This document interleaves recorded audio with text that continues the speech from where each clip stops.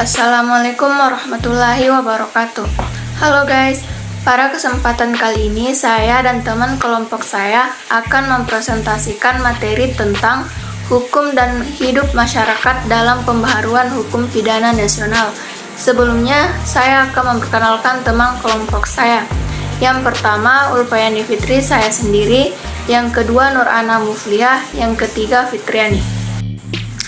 Langsung saja pada pembahasan pertama, posisi hukum yang hidup dalam masyarakat dalam pembaharuan hukum pidana ditinjau perspektif dunia hukum.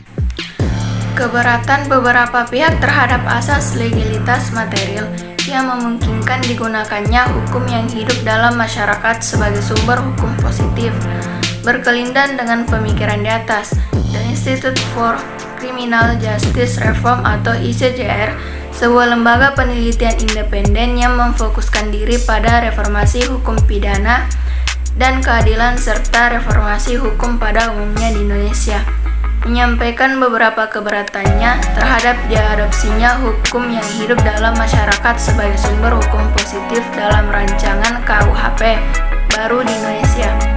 Beberapa catatan yang disampaikan ICJR terkait masuknya hukum yang hidup dalam masyarakat yang dirumuskan dalam pasal 2 rancangan KUHP 13 sama rumusan pasal 2 RKUHP di atas, tanpa membutuhkan analisis yang panjang berarti dapat dianggap penyimpanan dari ketentuan pasal 1 RKUHP atas asas legalitas. Dengan begitu, RKUHP secara tegas memastikan bahwa ketentuan asas legalitas tidak dapat menjadi yang utama dalam hukum pidana, sebab ketentuan-ketentuan itu nyatanya bisa disimpan.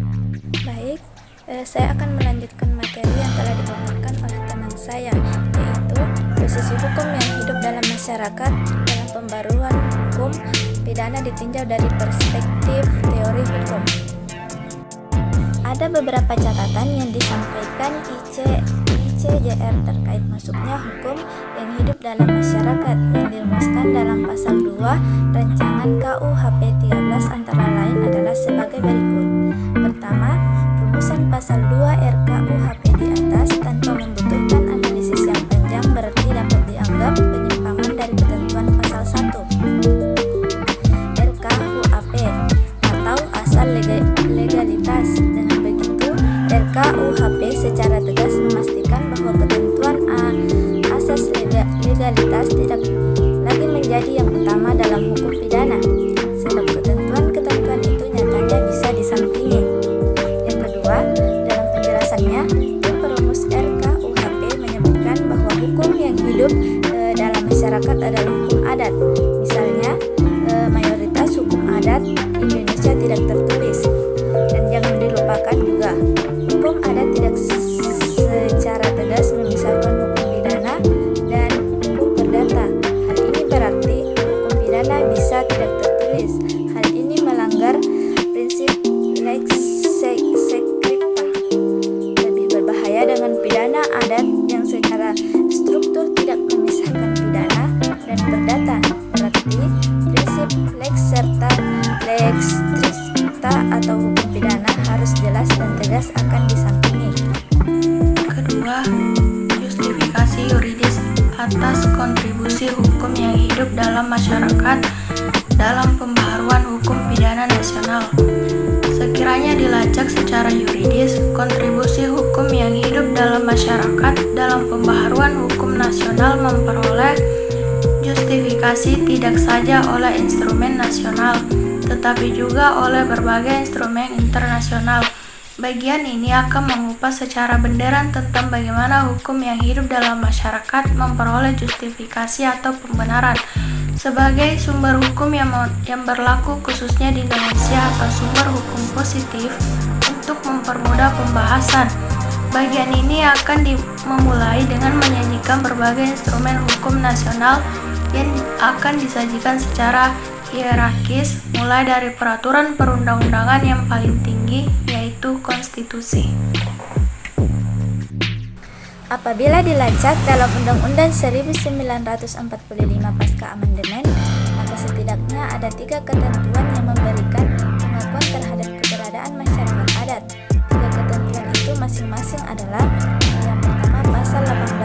ayat 2 yang secara eksplisit menegaskan negara mengakui dan menghormati kesatuan-kesatuan masyarakat hukum, adat, serta hak-hak tradisionalnya sepanjang masih hidup dan sesuai dengan perkembangan masyarakat dan prinsip negara kesatuan Republik Indonesia yang diatur dalam undang-undang.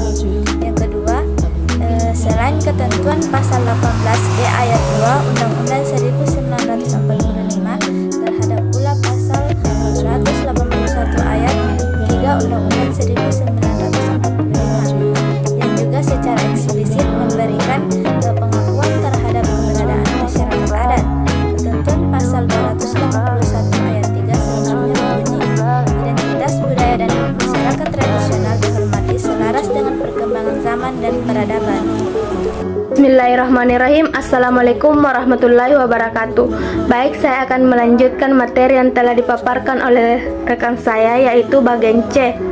Selain kedua pasal tersebut di atas, pengakuan terhadap keberadaban masyarakat dapat juga diberikan oleh ketentuan pasal 32 dan pasal 32 ayat 1 dan ayat 2 UUD 1945. Ketentuan pasal 32 ayat 1 UUD 1945 menegaskan negara menunjukkan kebebasan masyarakat terhadap peradaban dunia dengan menjamin kebebasan masyarakat dalam memelihara dan mengembangkan nilai-nilai budaya. Sementara ketentuan pasal 32 ayat 2 UUD 1945 memberikan penegasan negara menghormati dan memelihara bahasa daerah sebagai kekayaan budaya nasional.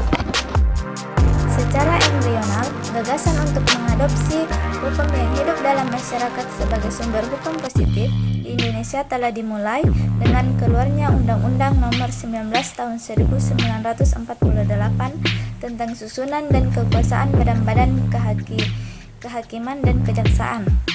Dalam ketentuan pasal 10 undang-undang tersebut dinyatakan secara tegas bahwa perkara-perkara yang menurut hukum yang hidup dalam masyarakat, dosa dan sebagainya harus diperiksa dan diputus oleh pemegang kekuasaan dalam masyarakat itu. Tinggal tetap pada mereka untuk diperiksa dan diputusnya.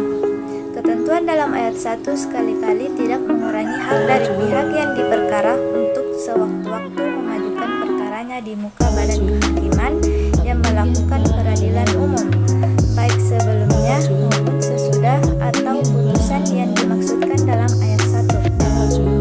Baik, selanjutnya yaitu tabel 1 daftar undang-undang yang mengetahui efisiensi masyarakat data pasca amendement Undang-Undang 1945. Bisa kita lihat pada tabel di bawah. Undang-Undang nomor 39 tahun 1999 tentang hak asasi manusia, dan di bawahnya ada nomor 41 tahun 1999 tentang keutamaan, dan nomor 22 tahun 2001 tentang minyak dan gas bumi, yang nomor 20 tahun 2003 sistem pendidikan nasional. Dan selanjutnya pada nomor 24 tahun 2003 makna konstitusi, yang bawahnya lagi pada nomor 27 tahun 2003 panas bumi, tentang panas bumi, yang nomor 7 tahun 2004 sumber daya air, yang nomor 18 tahun 2004 tentang perkebunan yang nomor 31 tahun 2004 perikanan yang nomor 26 tahun 2007